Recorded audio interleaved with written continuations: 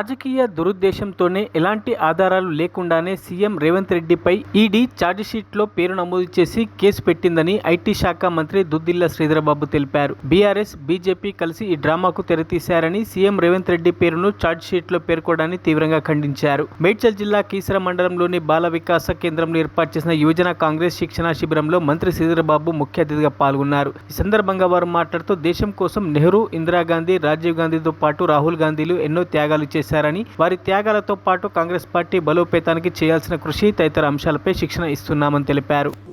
అన్ని విషయాల్లో సామాజిక, ఆర్థిక, రాజకీయంలో కూడా అదే విధమైన ప్రాతినిధ్యం ఇవ్వాలని రాహుల్ గాంధీ గారి ఆలోచనని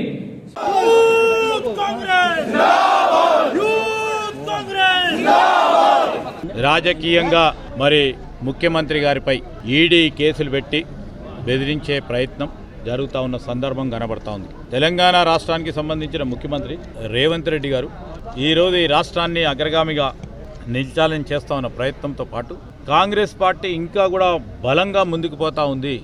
ఇక్కడ బలహీనంగా చేయాలి, ఏ విధంగా బలహీనంగా చేస్తే బాగుంటుందని వ్యూహరచన చేసి దాంతోపాటు కర్ణాటకకు సంబంధించిన డిప్యూటీ చీఫ్ మినిస్టర్ గారు రాజకీయ పరంగా గొప్ప నాయకుడు, వారిపైన కూడా దాంట్లో ఇద్దరు పేర్లు పేర్కొనడం అనేది ఖచ్చితంగా ఖండిస్తూ ఉన్నాం.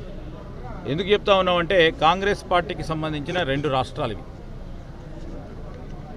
ఈ 2 రాష్ట్రాలకు సంబంధించిన ప్రధానమైన నాయకత్వాన్ని ఈరోజు పొలిటికల్ వెండేటా అంటాం, ఆ ఉద్దేశంతో చేస్తూ ఉన్న ప్రయత్నం ఖచ్చితంగా దీన్ని ఖండిస్తూ ఉన్నాం. ఈరోజు రాజకీయంగా ఎదుర్కొనే లేక వ్యవస్థలను ఉపయోగించుకొని పార్టీని బలహీనపరిచే కార్యక్రమం, ఏ ఆధారం లేకుండా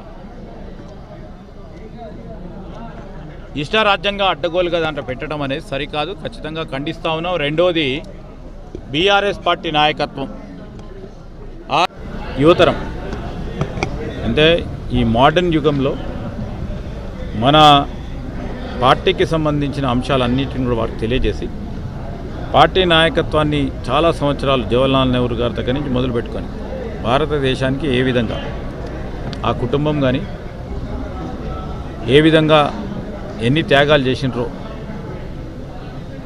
యువతరానికి తెలియజేసే విధంగా, కొత్త తరానికి తెలియజేసే విధంగా ఒక కార్యాచరణ తీసుకుపోయే ఓ కార్యక్రమం జరుగుతుంది. మరి పార్టీ ఈరోజు దేశ స్థాయిలోనే అందరూ తిరిగి కాంగ్రెస్ పార్టీ వైపు చూస్తూ ఉన్నారు. ఆ రోజు ఇందిరాగాంధీ గారు ఏ విధంగానైతే నాయకత్వ స్ఫటికతో భారతదేశాన్ని ఒక అగ్రగామి దేశంగా చూడాలి ప్రపంచవ్యాప్తంగా, కానీ శక్తివంతమైన అమెరికా దేశాన్ని కూడా ఎదిరించి ఆ రోజు పాకిస్తాన్తో ఏ విధంగా పోరాటం చేసిన వీర వనిత కానీ